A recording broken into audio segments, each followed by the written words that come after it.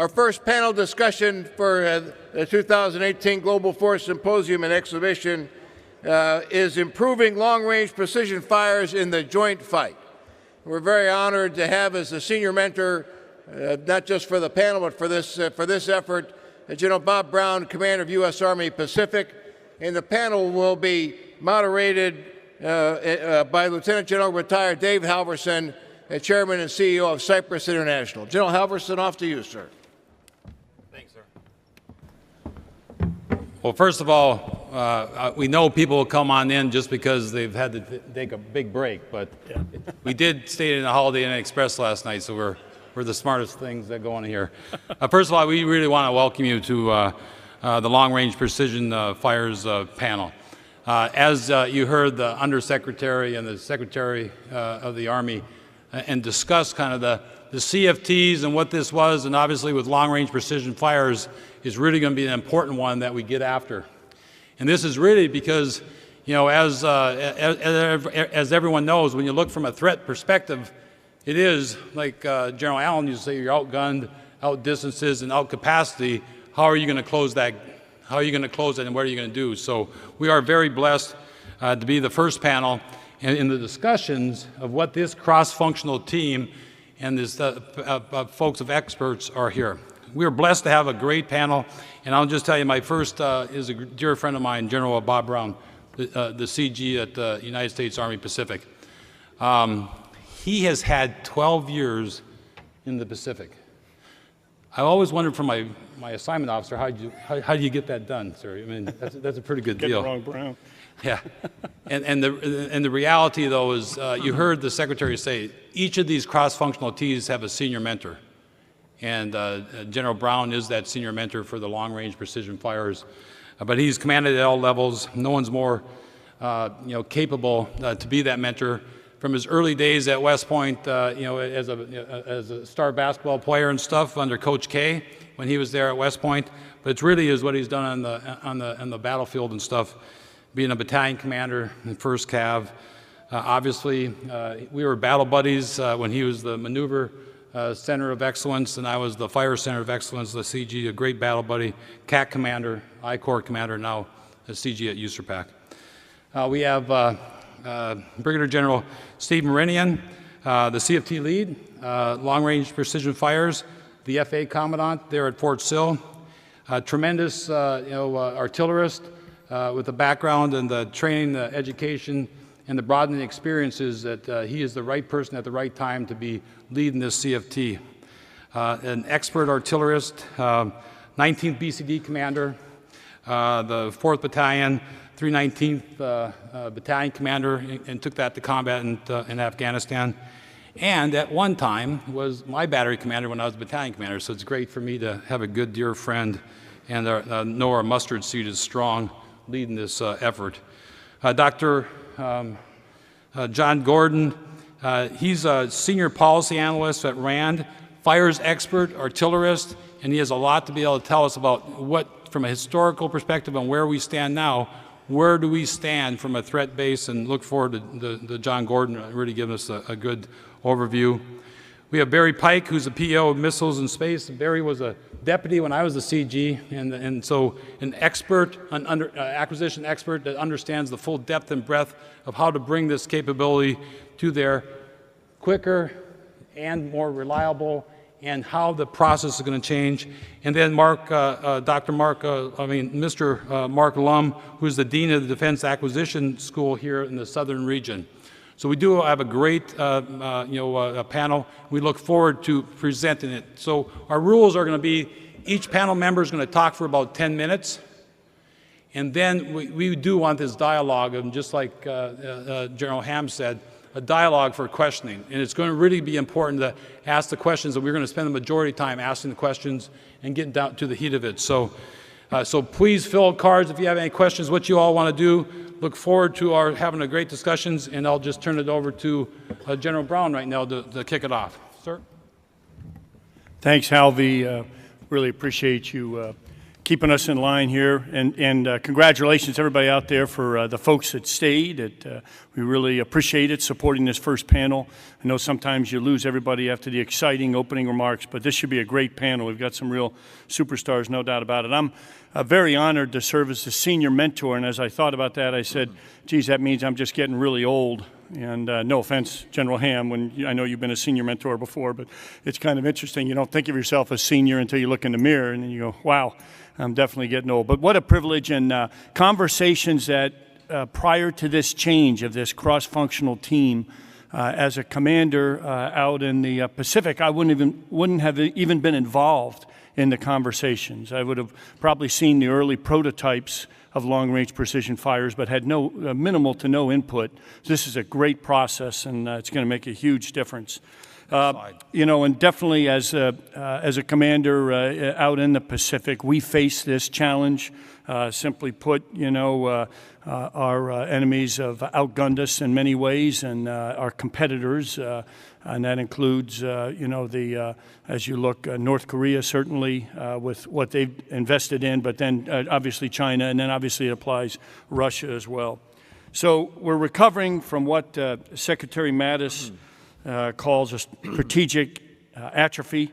Our relative advantage has eroded over the last several years, and our efforts to modernize have one major focus. You heard it this morning from the Secretary, from the Undersecretary, and from the Vice, make units more lethal to win our nation's wars and then come home safely. And that certainly is a worthy cause for sure. And again, we are in long-range precision fires. We are outgunned. And those A2AD bubbles that are out there pushing us out of places where we might have had access to in the past. And this is definitely a problem. As I said, it's certainly happening in the Pacific. It's happening in Europe as well. And we need to flip this problem back in the faces of our adversaries and quickly. So the cross-functional team, a perfect design for quick quality solutions, changing mindsets and disrupting the speed of previous efforts, increasing that speed in the future, no doubt about it. You know, the old school acquisitions, this is a conversation I would not have been a part of, and a sequential development is definitely old think. So as we look at parallel and collaborative efforts, that is the way of the future, no doubt about it. It's going to make a huge difference. So as we look at long-range precision fires from, again, my perspective out in the field, here's where I see our biggest gaps in long-range precision fires, our biggest gaps. First of all, we've got a gap. We've got to push the maximum range of all systems under development for close, deep, and strategic fires, and we've got to outgun the enemy. And we don't do it right now. It's a huge gap. We've got to move beyond GPS-guided strike systems to multi-mode, multi-domain seekers that can track targets on land and sea, like anti-radiation homing or millimeter wave radar, beyond GPS to those forms. And these capabilities certainly would be decisive against adversaries that I mentioned earlier, both again in the Pacific and in Europe, and would fundamentally change adversary calculus and strengthen deterrence, no doubt about it. And it wouldn't just affect the Army. This would affect our joint partners as well if we do this right. It's absolutely key to the future. So how do we fill these gaps?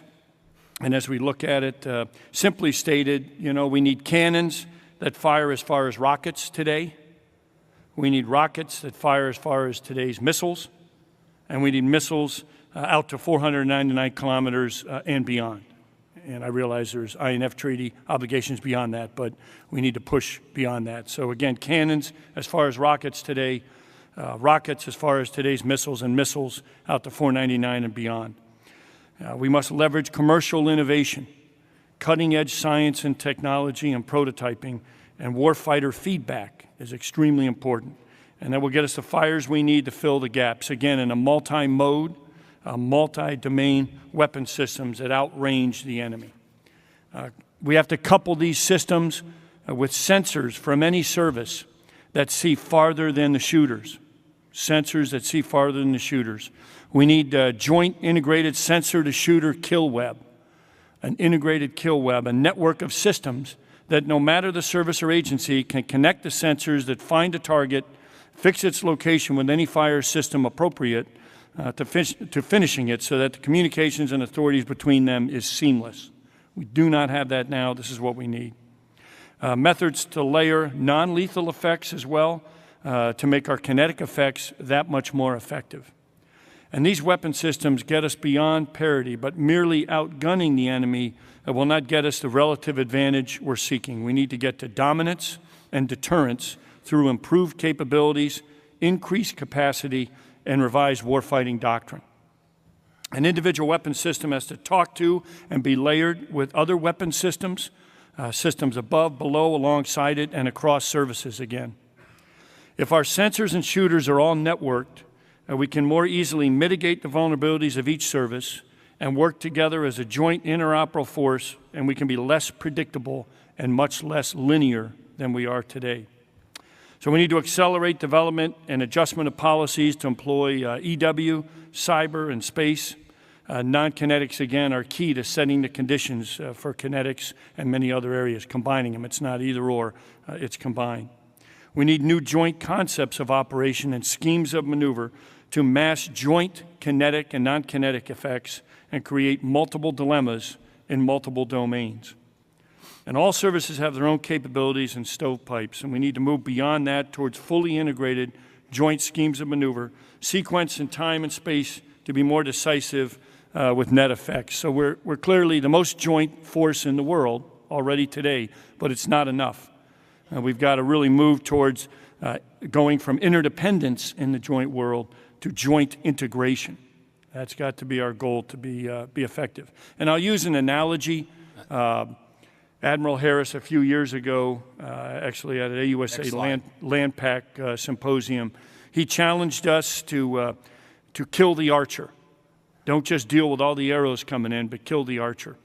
And I would say that if we properly execute multi-domain operations with non-kinetic and kinetic effects and the improvements in long-range precision fires we're discussing here, we'll be able to kill the first archer, cut the bowstrings for the next archer, cut communications and blind the leadership, and then hack the factory that makes the chainmail and cause a logistical disruption in the delivery of horses. So we don't want to just get after the archer. We want to do much, much more. So General Ham told me, he said, if I talk too long, try to share my ideas too much, he'd yank me right off the stage. So, sir, I'm going to honor that and really get to these brilliant technologists, leaders, and artillerymen to discuss more aspects of long-range precision fires. Thanks. Hey, thanks, sir. I appreciate it.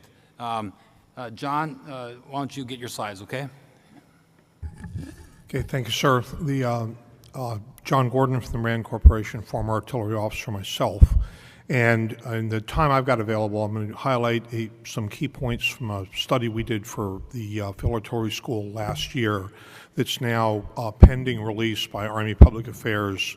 Hopefully it'll be out for the public to see because we deliberately wrote it as an unclassified report in order to maximize distribution.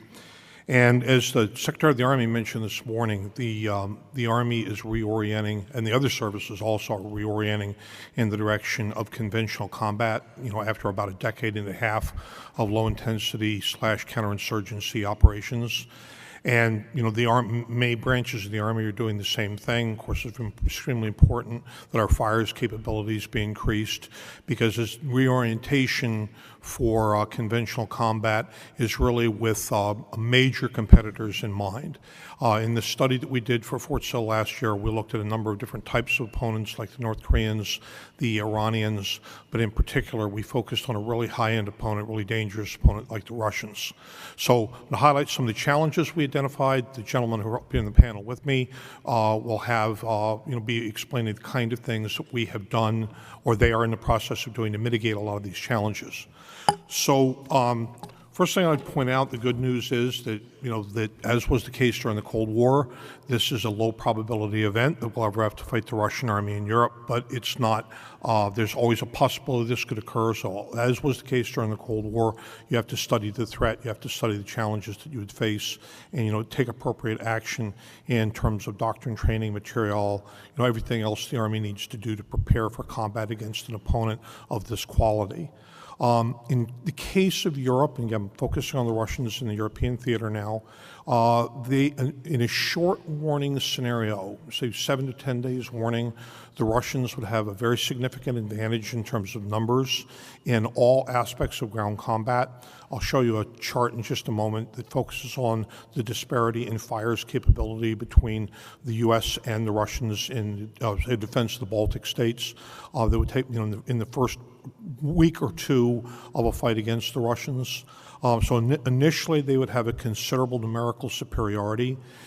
In addition to that, in terms of the quality of their individual fire systems, the Russians take this stuff seriously. The artillery has been a strong suit of the Russian army ever since the days of the Tsars. It certainly was during the era of the Soviet Union, and it still is today with the Russian army. So, for example, they've got a range advantage over us in a number of different areas, particularly cannons. That's, they typically, modern Russian cannons have got 50% to 100% greater range than current generation of U.S. cannons.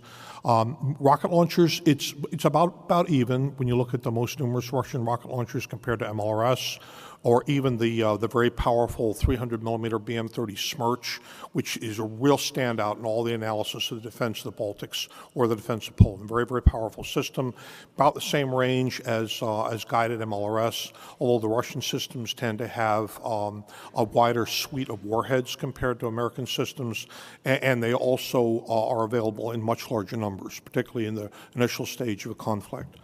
I'm going to come back and talk a couple times about the effect of Russian air defenses and what that means for Army fires, because at least initially, in the first few weeks of the conflict, the Russians would have an extremely powerful air defense system.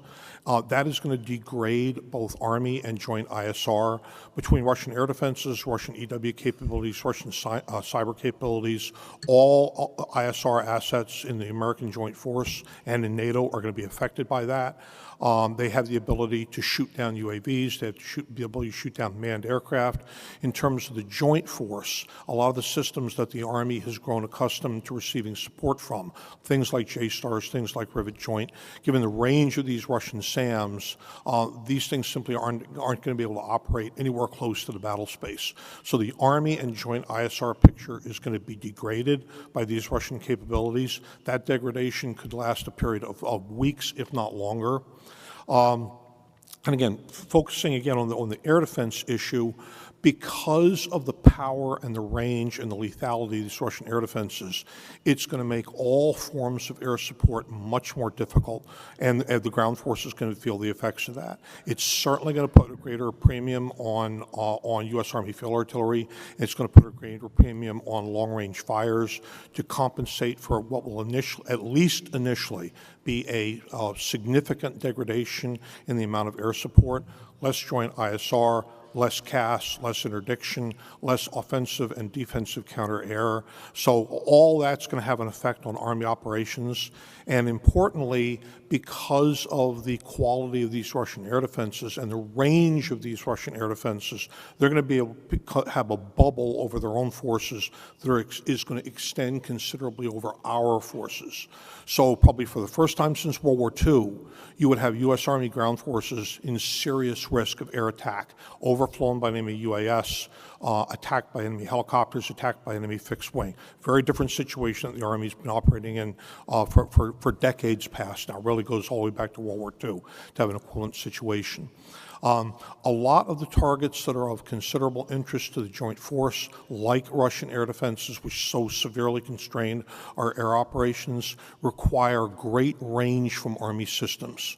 So you see the example here on this slide, the Russian S-400, its current state-of-the-art Russian air defense system, also known as SA-21B, that's got a range of about 400 kilometers. The Air Force is going to need help dealing with systems like that, and it's going to require ISR ISR that can find them, and it's also going to require very long-range precision systems that can engage them. The chart on the bottom just shows an unclassified, simplistic depiction of how our ISR, Army and Joint, are probably going to be degraded depending upon the opponent you're fighting. ISIL/Taliban on the extreme right-hand side, North Korea, Iran, and of course it's very, very serious degradation if you're fighting someone like the Russians. Next slide, please.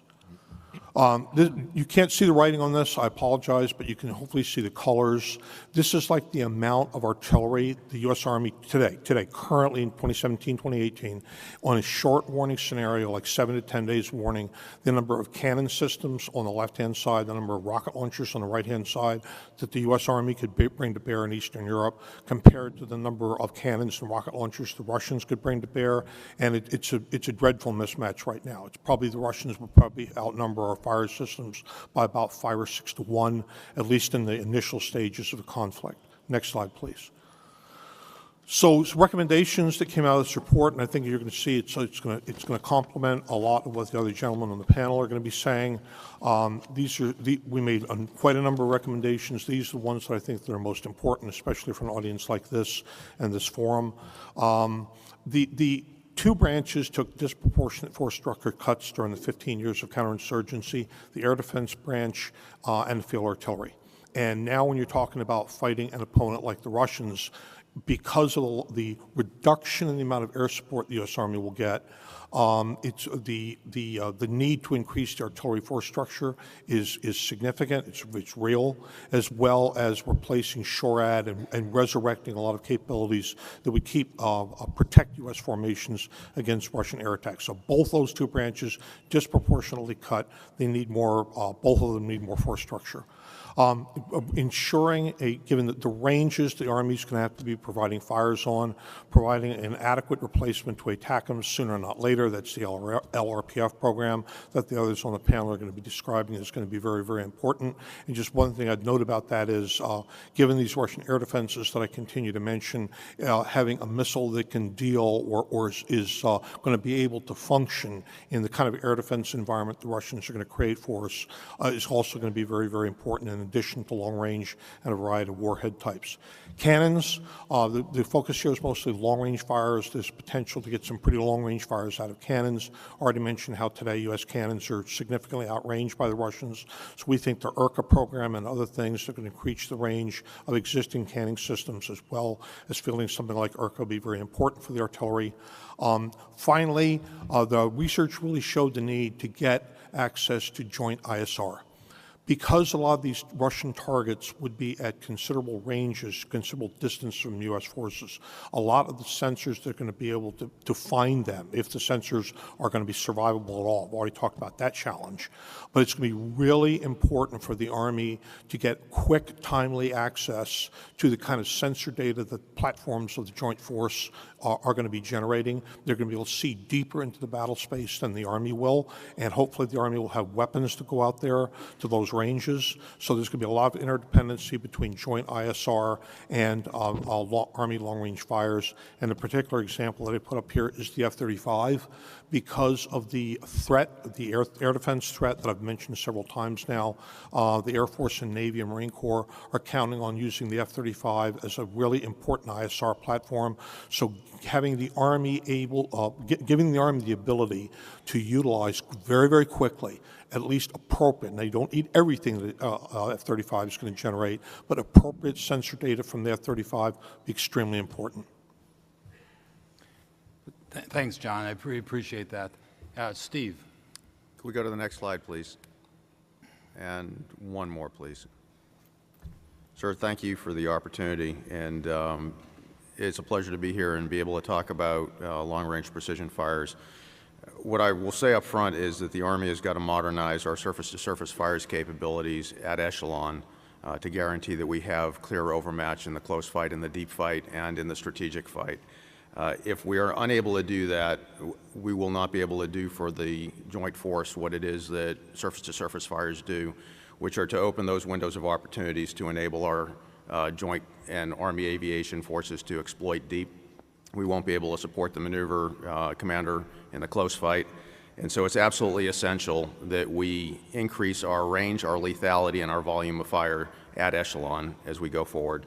I want to pause for just a second on the artillery conversation, as I'm the first CFT director to sit up on the stage, and I want to talk for about 2 minutes about what the CFT is and how it's formed and where we are in time and space.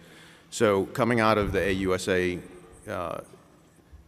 session in October, the Army announced the formation of cross-functional teams to support the 6 modernization priorities. And the CFT's charter is to focus between concept and MDD. In other words, we're to do experimentation, or to do experimental demonstrations to be able to learn from the S&T that is applied and be able to inform the writing of requirements.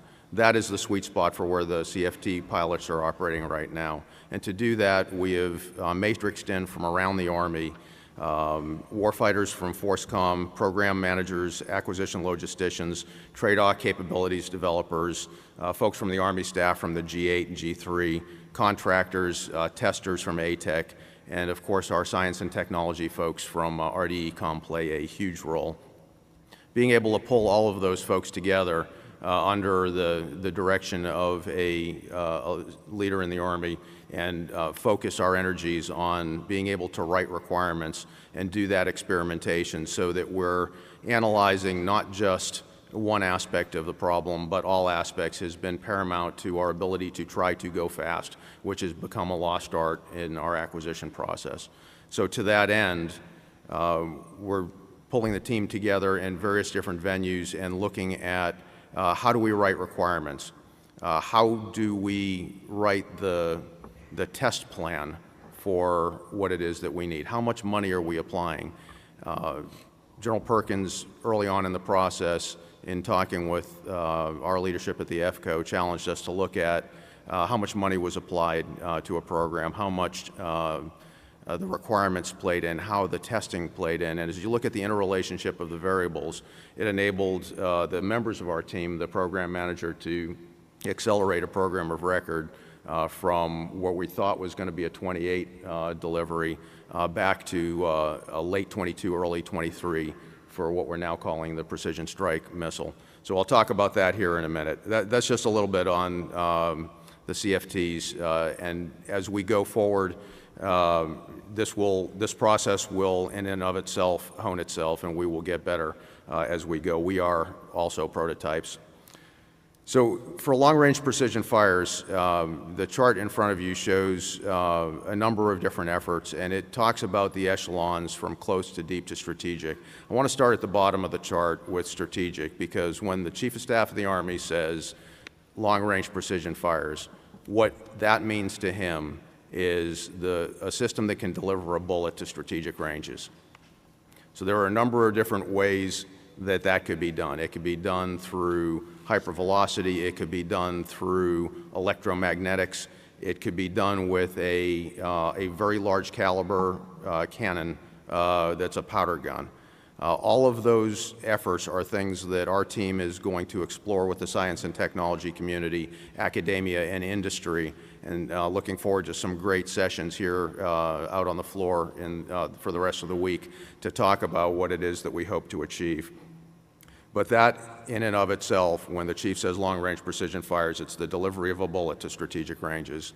The CFT, called LRPF, is also working on several other things. At the strategic ranges, we've got an idea of how we could deliver a INF-compliant missile out to strategic ranges, something that uses technology of boost glide to be able to get out to those ranges and be able to, as the Chief would say, break through the line like a pulling guard by breaking into that A2AD environment, knocking out air defenses, and creating that hole for the joint fires to exploit. As you move up the chart into the deep category, you'll see the Precision Strike Missile, which is the program which is currently still named LRPF, but we're in the process of renaming that to deconflict so that there's no confusion about the Chief's vision of what LRPF is. Precision Strike Missile is an ATACMS replacement. And as you all know, ATACMS was terminated in 2007. We are currently service life extending our existing stock of ATACMS as we are working on the science and technology and prototyping of what we're calling the PRISM missile. We expect to see prototypes fly within the next fiscal year in 19. And from there, hopefully a delivery of the base missile in late 22, early 23. That base missile is going to provide the bus to give us the ability to spiral additional capabilities out. The base missile itself is going to be a huge upgrade from ATACMS. It's going to get to the INF limit of 499. It's going to provide 1.5 times the speed. It's going to be twice the capacity because it's sized to be able to fit 2 in a launcher pod, so 4 per MLRS and 2 per HIMARS. And it's also going to have the ability to be even more lethal than the ATACMS, even given its smaller size. So the base missile itself is planned to be extremely capable.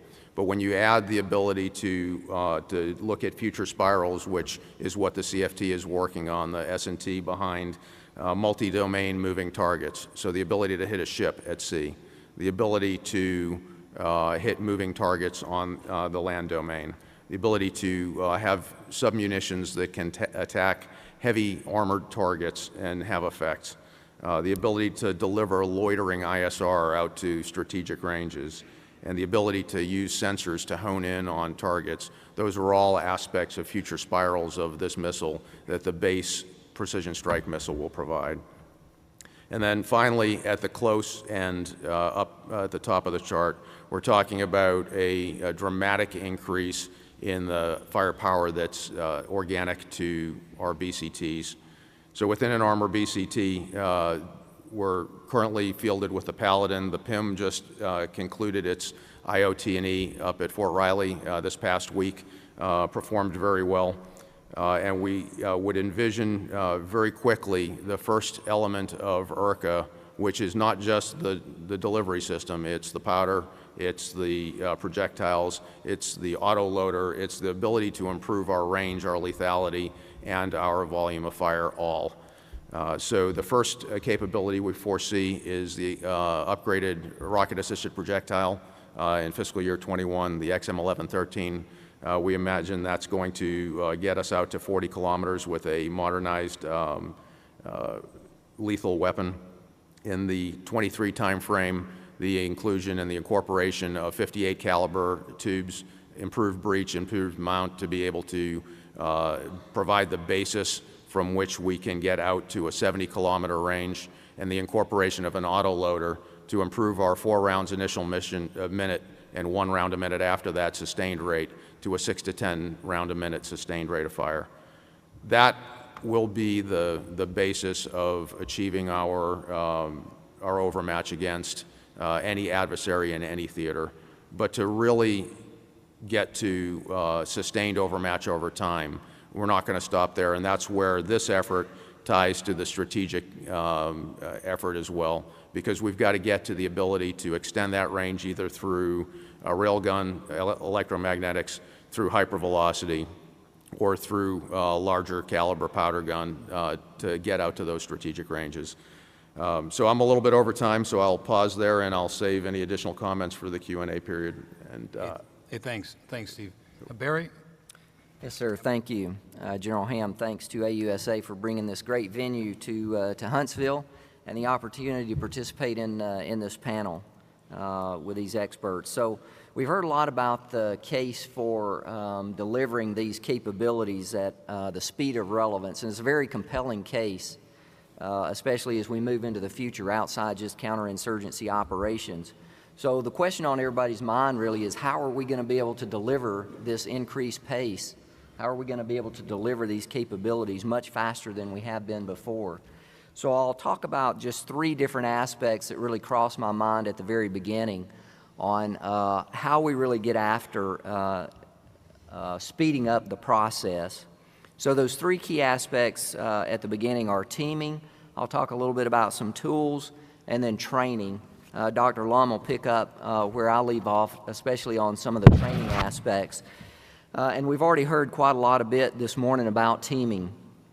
And so accelerating capabilities to warfighters is a team sport. Acquisition is not an end to itself. The acquisition process is not an end unto itself. The end is delivering the warfighting capability to our soldiers and joint warfighters that they need. So the Army has organized cross-functional teams under an operational leader, in this case General Maranian, for long-range fires, who's working directly with the combatant commanders, as well as industry, to focus the team on accelerating capabilities in accordance with the priorities of closing the operational gaps that have been identified by the combatant commanders, by the joint staff, and by the Army. So the team members, as we've heard, obviously the PEOs, General Al Abramson, who is my counterpart at PEO Ammunition, has matrixed one of his project managers, Colonel Will McDonough. I've matrixed one of my project managers, Colonel Chris Mills. They're here today with us to look at, to be a part of this cross-functional team from an acquisition perspective in terms of refining requirements from the very outset, understanding what the operational requirements and gaps are, even from a combatant commander and force comm perspective, since they're also members of the team. And this team, of course, includes members beyond just the acquisition and operational community, the contracting folks, the test community, engineering, logistics, the cost estimating community, engineering, and science and technology. All have provided members to these teams. So now on just a little bit more to the tools. And so Congress over the last few years has enabled us, given us some additional flexibilities with acquisition reform. And those have been important. So we'll be implementing the additional flexibilities, or we are already implementing a lot of those flexibilities that have been granted by Congress. I'll say right off the top of the list there that you've already heard some of our senior leaders talk about this morning really is about delegation and empowerment. To me, that's one of the key and essential elements of being able to speed acquisition processes. And so delegating authority to project managers, to PEOs, lower levels in the organization, all under the construct of accelerating capabilities is really one of the fundamental things. So Congress has allowed delegation to happen from OSD to the services. I can tell you within the Army, the Service Acquisition Executive, the Army Acquisition Executive is pushing down authority to the PEOs and the PMs. We already have policies and processes in there so that our 06 PMs can manage risk in accordance with a view of the operational risk in mind so that we can accelerate these capabilities into the field. Some other enablers that you've already heard about this morning on accelerating capabilities, early prototyping and experimentation to get capabilities into the hands of soldiers earlier, leading to earlier initial capabilities and then improving those capabilities over time. One of the key enablers, I believe, are modular open system architectures. Whether we're talking about at the system of systems level, whether we're talking about at system level or at component levels, this modular open system architecture is really open avenues for faster, more innovative, more affordable, and competitive modernization opportunities. Allows for a lot more flexibility in the way we modernize going into the future.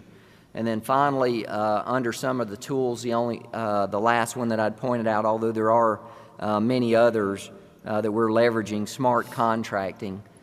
You've probably seen in my portfolio quite a lot more use of different contract tools like other transaction authorities. So it's a very fast, very effective way to start to get into prototyping very early, to be able to hand off prototypes to soldiers early in the process to get that experiential feedback right away. You heard Dr. Gordon talking some about the air defense piece and the field artillery piece across the Army. And my PEO, actually, we're fundamental parts of two of those cross-functional teams, two of those 6 modernization priorities, actually all 6 of the priorities, but really prime contributors in those 2 areas. And so I see this counter move from a lot of different perspectives on modernizing air defense as well as modernizing field artillery at the same time going into the future. So then the last thing that I'll talk about really is training. And so a lot of what you'll hear in terms of speeding the acquisition process really has to do with culture change.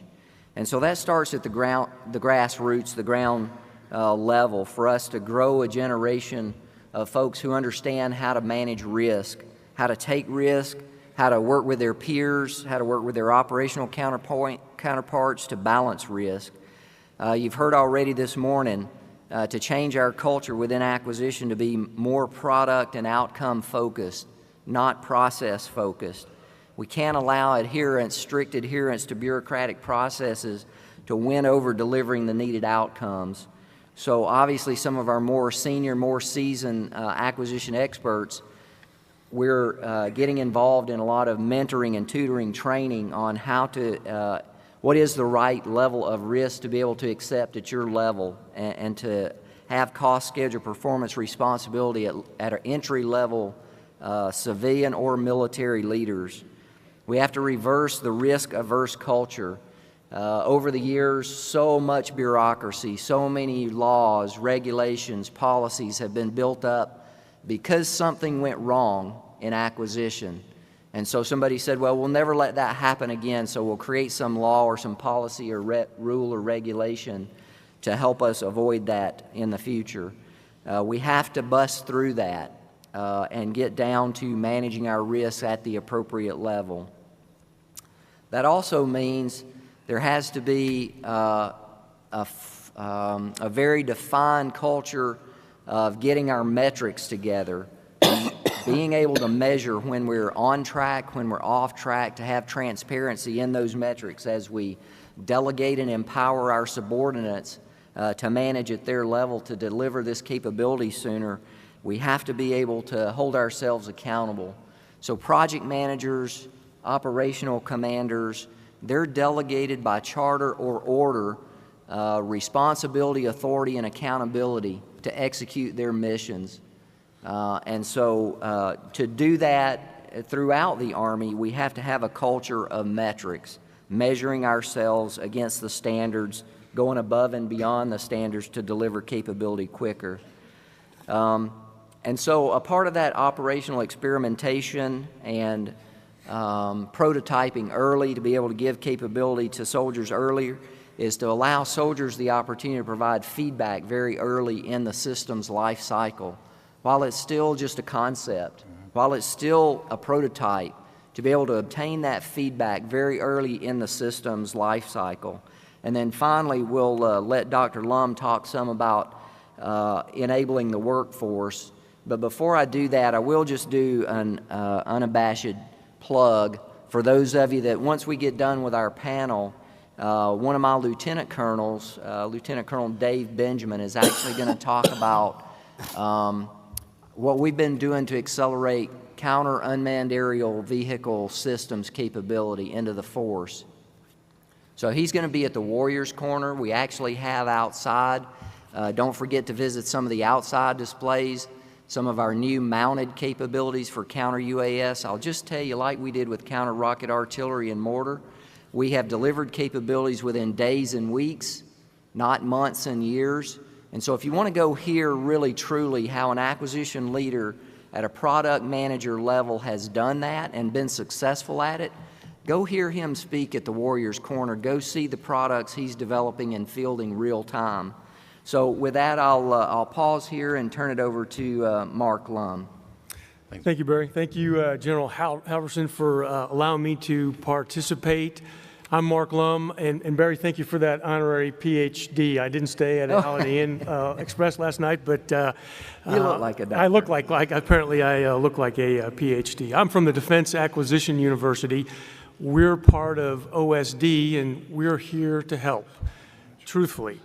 It is about the Army of 2028. It's about enabling the workforce and helping the cross-functional teams get across the finish line, and that finish line is going to look like a material development decision. And what I have to say in just a few short minutes is germane to this particular long-range precision fires CFT, but it's got relevance across the spectrum for all 6 of the Chief's modernization priorities and all 8 of the CFTs.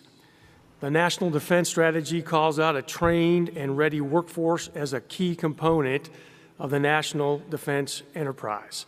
Our marching orders from our new Undersecretary of Defense for Acquisition and Sustainment, Ms. Ellen Lord, are to help speed things up, are to be part of the solution and not part of the problem. At DAU, we've reorganized into market segments, and we are taking a look at our customers in a way we've never looked at them before. It is not by accident that Huntsville is the center of the Army market segment, and here in Huntsville, we are paying attention to what the Army needs in a way that we've never done before. We are listening to what the Army is saying about what the Army needs and when the Army needs it and where the Army needs that help. This is a way of DAU being part of the solution that DAU has not been before. I heard my fellow panel members talk about change. We all know change is difficult. We talked about cultural change. Cultural change is particularly difficult. And a long-term enabler of that cultural change is leader development, managing the talent that is going to be the senior leaders, both operational and acquisition, in the future. At DAU, we're proud to be part of the Army's premier civilian acquisition leadership program, known as the Senior Service College Fellowship Program. Been in existence for more than 10 years, more than 250 graduates to date here at Redstone, up at Warren at TACOM, at Aberdeen at CCOM, and coming in the summer of 2019 at Picatinny Arsenal as well. The Senior Service College Fellowship Program turns out senior civilian acquisition leaders who are enterprise-focused. They are critical thinkers and who intelligently and productively challenge the status quo, who understand it is about delivering product. It's not just about checking the blocks on the process. We are working with the Army's one-of-a-kind Acquisition Center of Excellence here in Huntsville, co-located on the University of Alabama Huntsville campus, to deliver a more rapid and efficient acquisition basic course experience, delivering all the certifications in one fell swoop. At DAU, we're working to deliver worksite solutions at the point of need. We understand the opportunity cost of being away from the office for 10 weeks or 5 weeks or 6 weeks or even a week, and are rapidly reconfiguring our curriculum to deliver what the Army needs in the way the Army needs it at the point of need. Listening to General Ostrowski here in Huntsville before the holidays talk about the cultural change going on in the Army Acquisition Corps and some of the things he was struggling with, we have engaged the services of an expert on other transaction authorities who will be here in Huntsville in April delivering a series of OTA workshops open to all, first come, first serve. Check the Redstone Rocket, either the printed or the digital edition in the DAU corner. That'll be April 17, 18, and 19. Everything you wanted to know about OTAs and didn't know that you needed to ask. We're delivering training and negotiations, both orientation level and advanced level. We're deploying a workshop on proposal analysis to analyze cost and price realism, all based on specific needs that the Army has. I think that no matter the modernization priority or the CFT, foundational to ultimate success and ultimate success of the Futures Command is going to be a trained, ready, and professional acquisition workforce, and DAU is part of that success. And that's all I've got. Yeah, thanks, Mark. Well, I appreciate everyone's comments. We kind of warmed up the crowd. They're pretty excited out there. So now they're really, to get things really moving, we're going to get some good questions. And I appreciate it. Keep on rotating the questions up here. I think, General Brown, why don't you take it, since you're the lead mentor and stuff, why don't you take the first question and warm things up? Let the old guy go first. I like that. I think so. Okay. I got a great question here. It says, long-range precision fires. What are your thoughts on how long-range precision fires and multi-domain battle will affect or impact leader development? And, you know, that's a great question. The good news is we have Mission Command as our command philosophy. You know, we switched 2008 in the middle of 2 wars to mission command, empowering, building trust in those teams.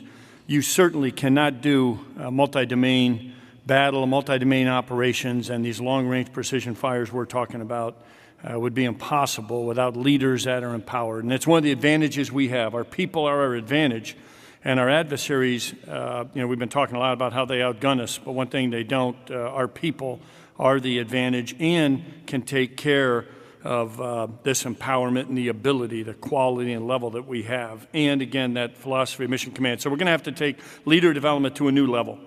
Start earlier. Leader development, as we all know, is critical. And we had this saying of developing leaders in the past that were comfortable in ambiguity and chaos. That's no longer good enough.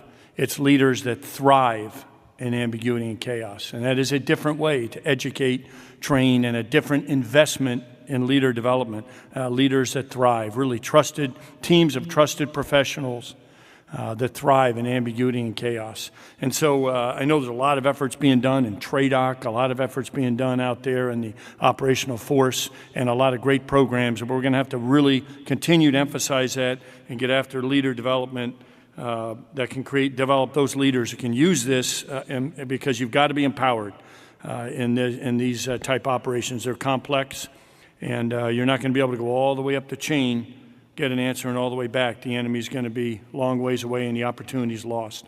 It's a 2-part question, this one. The second part gets me a little bit depressed, as probably much like you out there, my bracket is shot.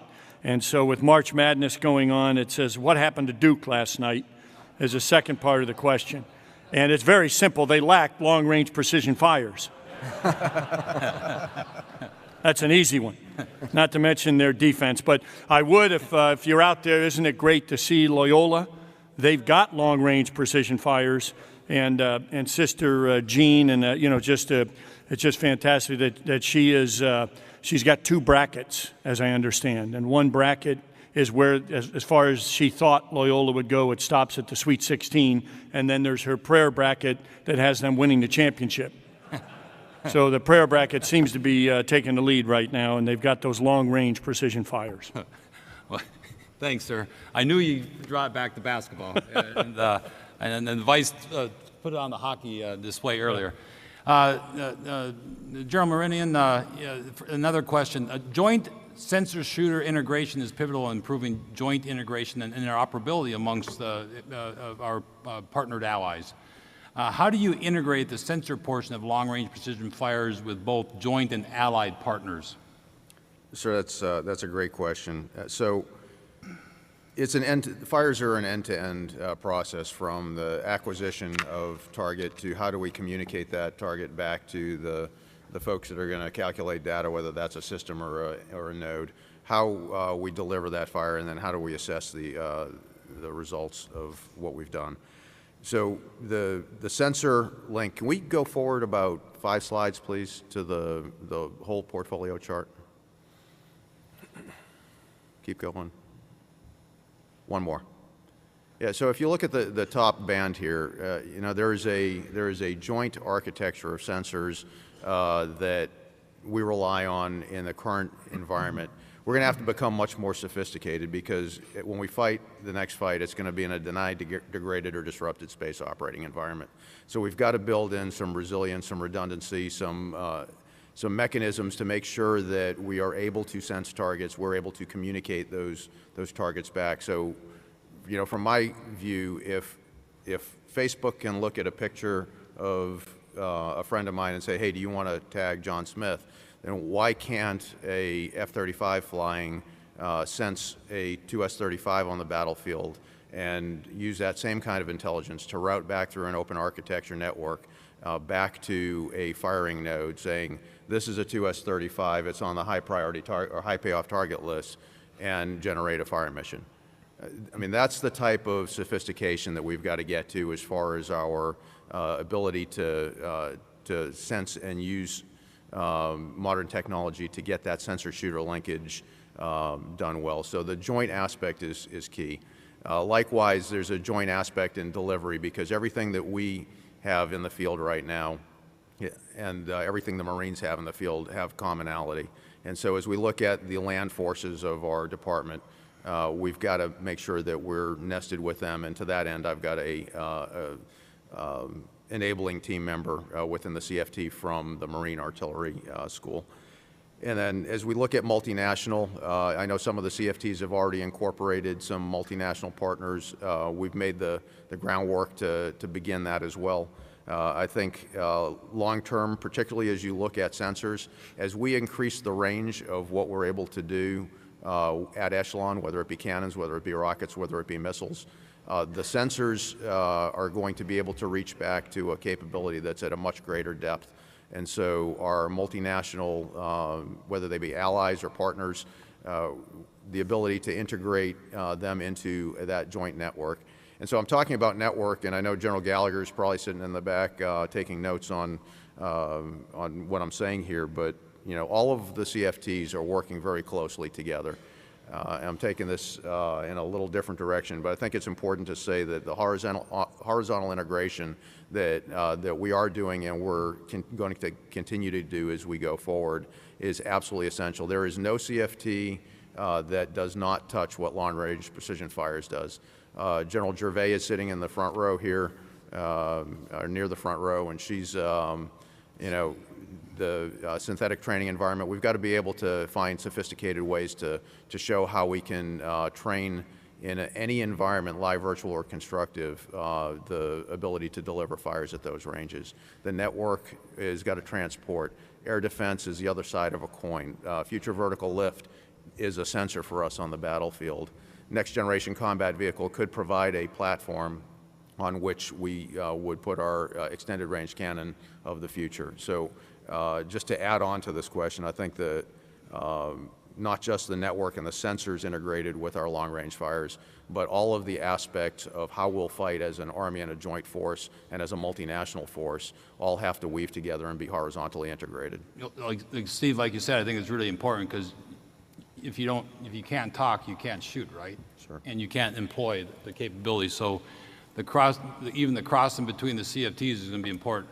I think getting back into allied questions, it is really important because we've seen that in Afghanistan and other places where, because of you want to be able to use all capabilities there to be able to So if you're in the northern Mazar Sharif and that was the German sector, how do you, if you're on the ground, getting their fires and stuff, how do you get the access and stuff and that continual good work? I think really does nest with the national defense strategy and where everything is, what we're trying to do from partnership capacities and how we're going to allow that into the precision fires. So what are your thoughts on that? Or Sir, Bob? so I absolutely concur. So taking my CFT hat off for a moment and putting my Commandant hat on, yeah.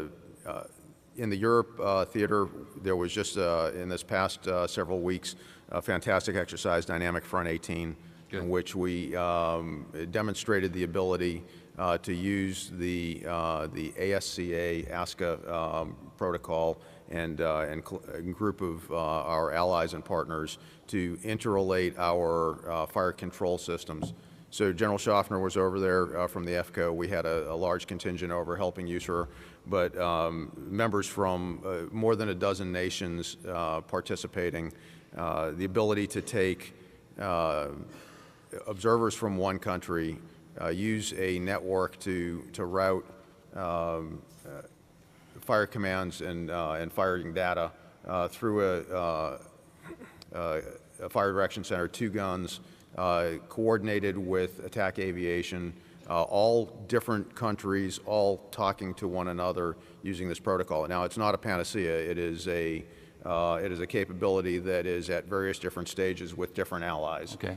Based Good. on what capabilities they have with their fire control systems. But it's the basis from which I think we ought to strive to get to true interoperability. Well, I agree. Well, that's great, and I'm glad you had that experience. Hey, Barry, could you, Sure. if you got a question, if you could, read it and then Sure, give it be the glad first, to. stab So the at it. question is, will and if so, how will the Army reach out to other services for technology? For example, the Navy has an ACAT-1 missile called the Advanced Anti-Radiation Guided Missile. This multi-mode seeker seems like a capability that could be rapidly prototyped in an ATACMS replacement. How is the Army surveying other service technologies without being dependent on prime contractors' technology? So lots of different levels to answer that question on. I will tell you that the Secretary of the Army is meeting with his counterparts, the Undersecretary. At that level, they are actually interchanging on S&T, research development investments. Dr. Tom Russell, I saw him out in the office, who does the research and technology for ASALT, my headquarters, meets regularly with his counterparts. So there's obviously an interchange that goes on even at the secretary level. As was kind of pointed out, we do quite a number of joint programs, obviously primarily between the Army and Marine Corps, for some of our other munitions, for some of our missile systems, not necessarily just in long-range fires. We actually provide all those capabilities across the services for the Navy, the Air Force, and likewise they leverage technology that we're working on. So there are these institutional habitual relationships between the services and with OSD at their level for staying abreast of technologies. I think when you get down to specific solutions in terms of leveraging specific technologies from a Navy program into an Army system of today or an Army system of the future, you know, when we go out for those, obviously part of the CFT, a part of the program manager's job is to really stay abreast in terms of doing market research. And so surveying what's out there in the marketplace, whether it's the commercial marketplace or the defense marketplace or the international global marketplace, to stay abreast of those technologies and be able to pull them in. So one of the key things I think that the CFTs have really brought to bear and done a great job of is really going out to all the labs, not just the Army labs, but getting a perspective of the other service labs, going out to the Rapid Capabilities Office, the Strategic Capabilities Office, the Rapid Equipping Force, going out to industry directly, and having industry days and being able to pull feedback. So lots of different levels of how to do that. Obviously, when we get down to specific subcomponents to integrate into missile systems, there are processes we go through on the acquisition side to do that, to prototype that, to test it, to get that integrated into system and delivered quickly. So there are a couple of examples of that we're leveraging actually as a part of long-range fires, where there's some early opportunity to get at what General Brown was talking about in the way of multi-mode seekers and being able to bring multi-domain battle sort of to the forefront. So there's some capabilities that the Strategic Capabilities Office is implementing right now to do a demonstration within about 2.5 years of a potential seeker technology that could be integrated into an existing Army system. We're also looking at it from the perspective of not just that one specific effort, but also other lab efforts that could look not just at integrating into an existing Army missile system, but into the follow-on precision strike missile. So well, thanks, Barry. Well, I appreciate it. Steve, maybe this is a question. Is the IRCA focused on just the self-propelled platforms exclusively? And what is the future reference to towed cannon inventory, and how is hypervelocity projectile integrated into IRCA? So three-part question, I guess. Okay, sir. So IRCA is indeed a self-propelled effort for the M109 system. That said, there is an ongoing effort that we're synchronizing with both the force modernization proponent, i.e. the FCO-CG, and the Rapid Capabilities Office, where they're working on prototyping a tube that would be for towed artillery that could be applied in the future towards a wheeled variant if we choose to go that direction for Stryker BCT. The inclusion of hypervelocity really requires an upgraded tube from what we have on the 777 and the Paladin right now. A 39 caliber gun is not going to allow us to get to that. So that's the impetus behind getting to a 58 caliber for IRCA, and maybe up to that or something smaller than that prototyped to see where it goes with the towed or the wheeled force of the future. Well, thanks. Sir, you got a question? Yeah, another question. It says, nesting long-range precision fires into a robust, multi-domain, truly joint warfighting concept looks like it will be PhD-level work. Are there any efforts underway to set up stressing, fully enabled joint training and wargaming at Echelon to work out the issues for the joint force, like our CTCs do for the U.S. Army? And a great question, and it's one of the reasons that the Army, the Chief of Staff of the Army and Department of the Army has given U.S. Army Pacific the lead in efforts on multi-domain operations, establishing a multi-domain task force because the Pacific is the perfect place. And what's happened is PACOM then established a pilot. So all the joint forces, all the components are involved in the Pacific. And it really came down to, tried this a few years ago and we weren't that successful, but the reality is now they cannot do their mission without multi-domain operations working together based on what we've been talking about earlier, being outgunned and the extensive A2AD capabilities that exist. So what that's led to is numerous exercises, tabletops, war games, all joint with, again, the entire team at PACOM. An example is RIMPAC. It's the largest maritime exercise in the world, and it actually is multi-domain this summer, designated by PACOM, and we'll have extensive, all domains will be in play, whereas in the past it was really a maritime-focused exercise only. Another example is Pacific Pathways. Extremely successful deploying forces the way we would in the Pacific 9 months out of the year, having a force west of the international date line that gives the PACOM commander options. Well, next year, for the first time ever, we'll actually have a multi-domain task force on Pacific Pathways. And for all of this, we're linked very closely with TRADOC, AMC, with representatives at AMC, TRADOC with us, and folks like Concepts Analysis Agency, and then others like RAND as well. Because we don't have, this morning when the Secretary used that great analogy of 1973 coming out of Vietnam and 10 years to produce air-land battle. Unfortunately, we don't have 10 years to develop the doctrine. We've got to be able to go from concept to doctrine much faster.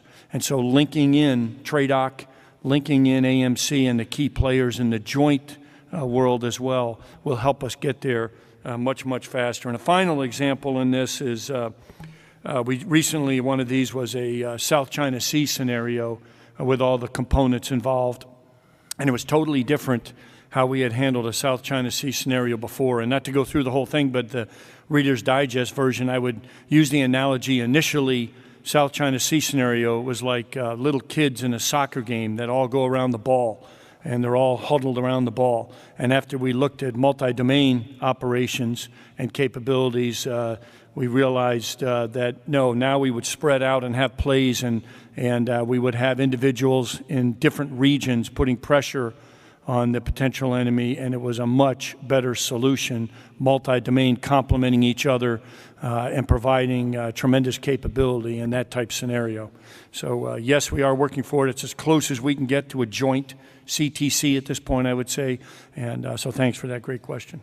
Hey, sir, there's a follow-on question here that kind of dovetails a little bit with that, and it kind of says that will the Army's design and implementation of the multi-domain task force, you know, is that going to change some of the design implementations on the BCT Fire Task Force, that the Operational Fires Task Force, or the Theater Fires Task Force? I mean, do you see that blending or being informing each other, or how is that? How do we think that's going to work? Or Steve or General Brown? Sir, I'll take first swing at that. So, as you heard this morning, the Secretary announced that you know, we're looking at reintroducing a rocket and a SHORAD capability within the divisions. If you look at the bottom swath of this chart, it's actually perfectly teed up.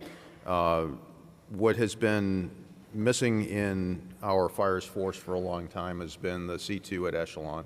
Mm-hmm. And so DIVARTIs exist again, but as we wrap in a SHORAD capability into divisions, you know, we've got a proposal for an O&O for a Division Fires Command, which will be the evolution of that, which you'll see a little bit towards the right side bottom of the chart. But we also at the Fire Center have concepts developed and are working with ARCIC on a future operational fires command, a future theater fires capability. If we could go forward one slide and to the operational view, please. Next slide. Yeah, there we go. So on the left hand of the chart, you see kind of our operational view of how we would see a multi-domain capability being employed, either to open those windows of opportunity at echelon, sir, or to have cross-domain capability to engage maritime targets. Those are the types of things that I think will be very relevant as we go forward.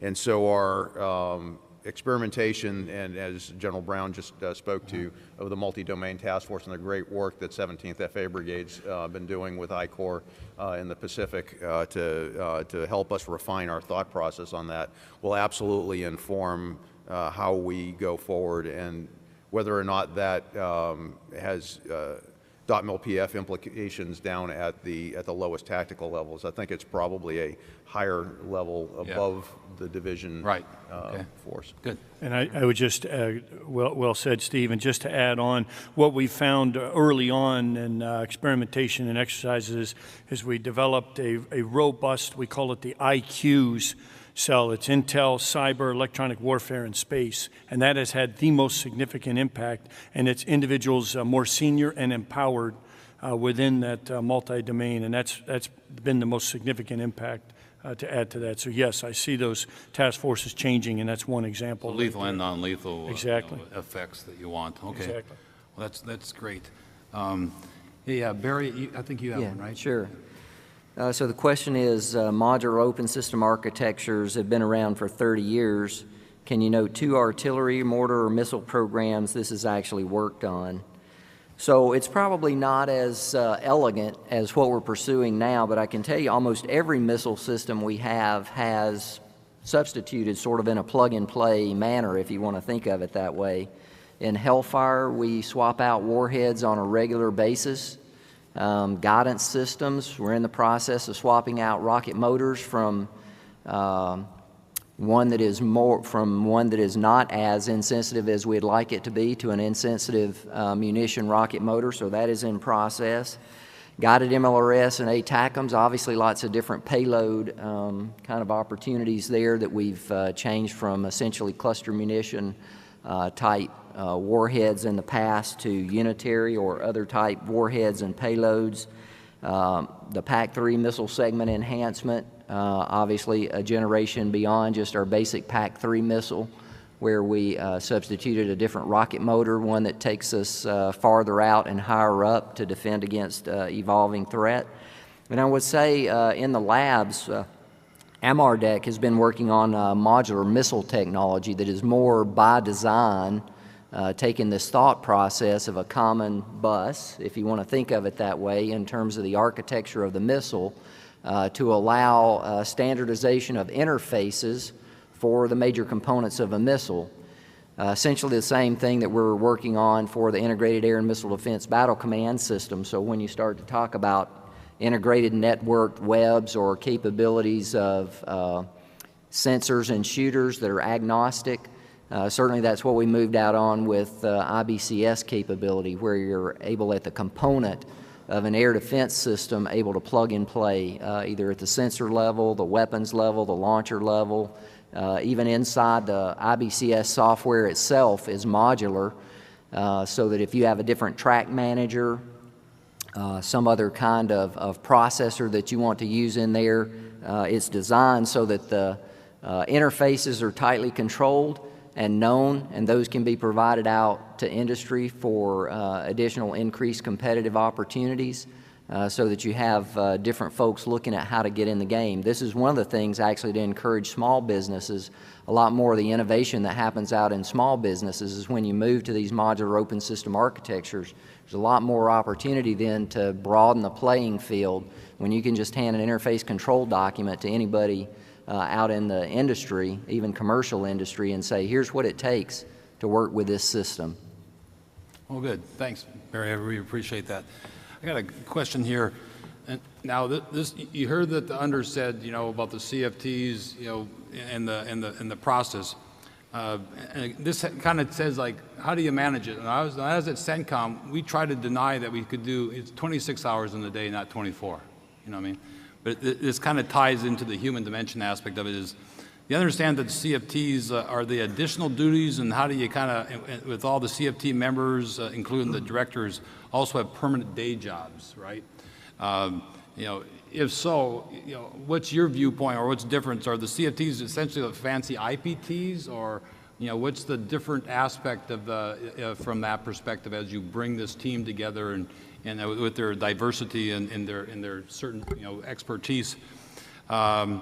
And do the CFT members go back to their day jobs once CFTs becomes part of Futures Command, or you may not know that, or whatever. So that's the gist of the questions, Steve. Yes, sir. So I don't think they're glorified IPTs. I think that it's really become the main focus for the members of the team. The prioritization placed on the modernization priorities and the matrixing of folks. While most of us in the current pilots are indeed dual-hatted, it has been very clear that the CFT duty is our priority, and that is where we're spending the majority of our time and energy. As I mentioned earlier, I think I used the phrase that we are ourselves prototypes. I think the CFTs that we have now will continue to evolve, and not exactly sure where that's going to be as we go to falling up underneath Futures Command at IOC, but the progression from where we are now through Futures Command IOC to FOC will certainly see an evolution, and we'll add that we've submitted our recommendations for what we think a TDA ought to look like. Those have been consolidated by General Richardson's team in the building, and so that's being looked at so that we can resource some folks for the team that are not dual-hatted. But I think in order to be truly effective going forward, as the Secretary mentioned this morning, we've got to remain matrixed. If I don't have hooks into Barry's team, if I don't have hooks into the science and technology folks at the various different decks, then we will lose our effectiveness and our reach. So to spin off and you know, John, you can probably fill in here. You know, looking at it from an analysis perspective, maybe I'm one of those ORSAs, right, Steve? You know, so in your ability as a CFT, do you see, you know, the studies or a need for a lot of analysis so you actually can make an informed decision, right? Because the numbers don't lie, or where things are in technology. Are you leveraging, and you know, John, like an analysis aspects that are you looking at, and how are we doing integrating them on the CFTs? Yeah. Sure, I'll take first swing and then pass to John for thoughts, sir. So absolutely is the answer to the question. We have already employed TRAC to help us do a quick study of a number of different systems that are being worked. Efforts are being worked outside the Army at the long ranges of surface-to-surface fires, whether they be SCO initiatives, SMDC, DARPA, and we pulled in the TRAC folks to help us to put some parameters out there and look at what would be how we could get at the sweet spot of cost and time and performance, and find the optimal recommendations. Okay. So organizations such as RAND, such as TRAC, absolutely, I think, will be essential to our ability to define requirements in the best manner, so that we're not delivering somebody's good idea, but we're pulling the technology out of S&T and not just having it pushed to us. Yeah. Oh, John, anything? I'd just like to add to what General Maranian said with this observation, that I think the services are all good at conducting analysis within their own service. You know, there's a lot of capability to do that. The whole concept of multi-domain battle is becoming increasingly joint, and it's becoming increasingly complex in lots of different domains, both, you know, kinetic warfighting, cyber, electronic warfare, et cetera, et cetera. And just my observation, having participated in a lot of these studies in the last few years, is that we've still got a ways to go. We're getting better, but we've still got a ways to go as far as doing really well integrated joint studies between the services, so that you can really compare each other's capabilities and what each other's strengths and weaknesses are, and how to mitigate that going into the future. So I think, in my opinion, from having participated in quite a few of these over the last few years, that if we're really going to move truly into well-integrated, very timely joint capabilities, that's still, in my opinion, the chink in our armor. And I think some of the steps that are being taken now, like by TRADOC and Air Combat Command, to do a whole series of pretty sophisticated games looking at different scenarios from a multi-domain battle standpoint. I think that's a huge step in the right direction. There's probably more improvement still needed. Good. I got a question here. Steve, we kind of talked, you mentioned a little bit, and I saw in your strategic slide that you had talking where you showed a long, like an artillery thing, electric fires, we used to call it, or rail gun and all that stuff. How do you see that, or are we looking into those things? I know we looked at it a while ago. Where are we and all that kind of stuff, as I saw that on your slide? So can you discuss like the integration of electric fires, or what your thoughts are? Sir, I can, and very briefly, as we go forward, in order to meet the Chief's intent of delivering a bullet to strategic ranges, we've got to explore all options. There are science and technology challenges to get out to ranges. I mean, right now we're at 30 kilometers. We want to go much further than that, beyond the 70K that would give us parity, beyond 100K, out to several hundred if we could get there. And so in order to do that, we've got to really stretch our industry partners and ask them to tell us what's in the art of the possible. So in that line there, we can't just make a bet now and go with it. I think we've got to explore multiple different options. Electric fires is certainly one of those options.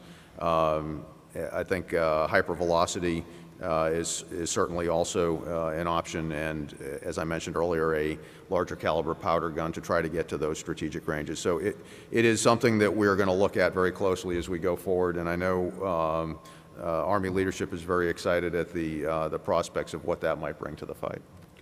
Good.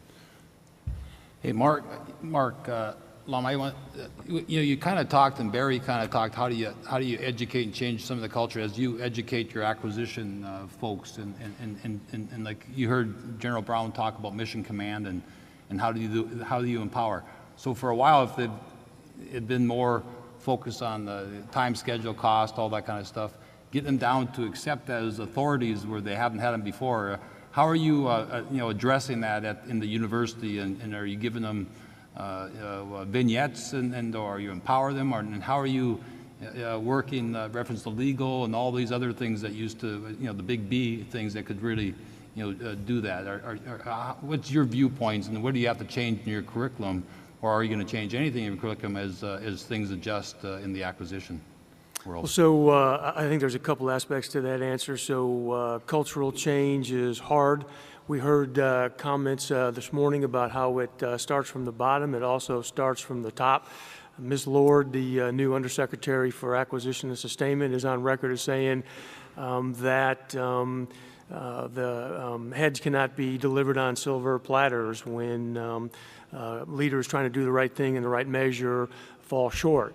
We heard the Secretary talk about failing early and failing cheap. So folks are paying attention to what happens to those who go before them. And in terms of the Defense Acquisition University being the corporate university of the Department of Defense, and you can say what you want about the process, it is not the end in itself, but we have to have some kind of process.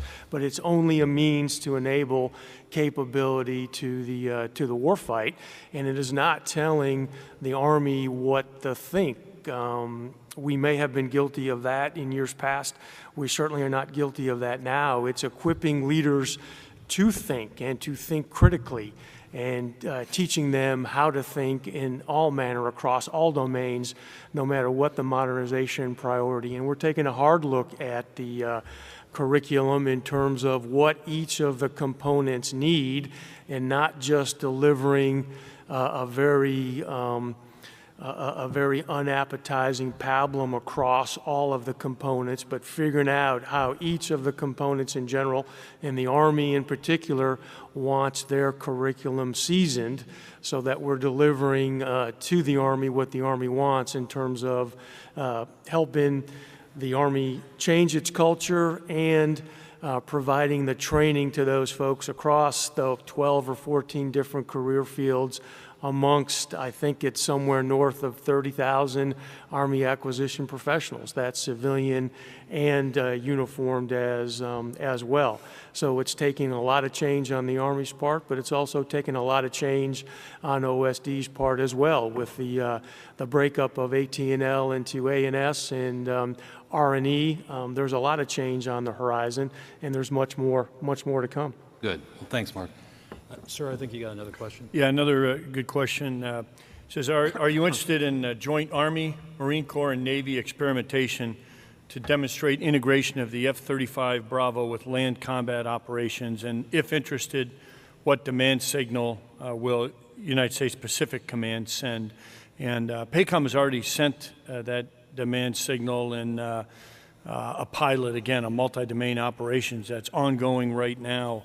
And absolutely, everyone is interested as you look. Why wouldn't we develop every system that can share among all the services? Truly platform agnostic and sensor agnostic, whether it's a P-8, an F-35, a Global Hawk, an Aegis cruiser, sharing with an Apache, in all domains. That just makes us so much more powerful as they're linked together, as we talked about earlier, and the ability to maneuver in multiple domains to a position of relative advantage. The long-term advantage in any single domain is gone. And so you've got to take a look at all systems and leverage them as best as we possibly can. And that joint integrated sensor-to-shooter kill web that was discussed earlier really presents many dilemmas to enemies, and as another question alluded to, it is very difficult. It's PhD level work, but we're already getting after it. And the good news is, in our military, our Army in particular, but all our military, we have the people that can do it and that can be empowered to make that happen. So clearly, yes, we want to. Yes, we are moving forward in every exercise, leveraging joint assets to get at those advantages we need against our adversaries. Good, good. Sir, we may have a picture of one of those if you go forward a few slides, maybe past General Maranian's last slide. Is there one more? No? Okay. No. Oh, we had a picture there, but I know there have been some operational experiments over the last 6-8 months where actually the Marine Corps took an Army-developed weapon system like HIMARS with a guided MLRS, fired it off a Navy vessel at a land target using air and space capabilities. So when you start to look at multi-domain battle and the multi-domain battle task force, doing that operational experimentation is one of the key attributes of doing that, and the lessons you learned out of doing that, of exercising that muscle. Yeah, good. I'm going to attempt at this, but Tom Hughes, you may want to, maybe I won't get it quite right. It's referenced like the right submunitions, could that be like a swarm of drones, kind of like, and what type of drones in relationship, like the DARPA's Gremlin drone that they dropped from the C-130? Are you looking at anything like that from a submunition perspective, Steve? So yes, sir. As part of the precision strike missile, as we go forward into future spirals, that is absolutely something that is in the art of the possible. Anything that could be delivered out to those deep depths of the battlefield to help us get eyes and communicate that back is on the table. We're in the early stages of thinking about where that could go. that technology and incorporating, that technology exists, but it's a matter of incorporating it into a bus that will deliver it and how we communicate from those distances back. So it is on the table and it's something that we need to continue to work to develop. Yeah. There is this one, they said, what CFT will address just-in-time logistics that will be critical in employing the expedition force? I don't think that's a long-range one, but I know our artillerists, we do have a lot of tail that we bring as we need a lot of ammo. But I do think it's one of these things that I think from the whole acquisition perspective, we're going to have to continue to make sure we do, smart logistics is integrated into all the, the concepts, and that's work that's continually done from our operating concept and stuff. But I'm not sure this is that panel, but it is something I'm sure we have to look at, is what the logistics aspect of expeditionary warfare as we kind of move, and you probably see that big time in the Pacific. Yeah, they say, amateurs talk tactics, the experts talk logistics. And I never thought I'd say that as an infantry guy, but clearly logistics are critical. And in all of these, that's an early lesson learned, is we can't do it the same old way. And I think it's got to be across all the CFTs. You can't ignore logistics in any of them, and it will come out in every single CFT, there's no doubt, and will be in many cases the limiting the long pole in the tent. So ideas and logistics are critical. That's what's so important about that. I mean, when I was the chief of plans at CENTCOM in 9/11, Afghanistan is still a landlocked aspect. Interior lines, having to think through that whole approach and how you establish that will have to be there, because it's something from a campaign perspective that you have to continue to work. And as you know, it just takes time to go over the Pacific, and when things come to the Pacific, it's almost twice as long as the Atlantic side. So exactly. Just like that. So that's a great approach. I think that's pretty much most of the questions. Do we have any more or any other questions out there? Nope. All right. So I just want to say thanks for everyone I hope you found this informative. Thanks to the panel members for your time and stuff, and being part of the panel and stuff. And thanks so much for General Ham and AUSA for having this great symposium here this week. So thank you very much, sir. Good. Thanks, General Brown, General Hamilton. Thank you very much. Okay, folks, let's be back at 13:30. Please take this time, grab some lunch, but spend some time on the exhibit floors and outdoors. Thank you very much. 1:30.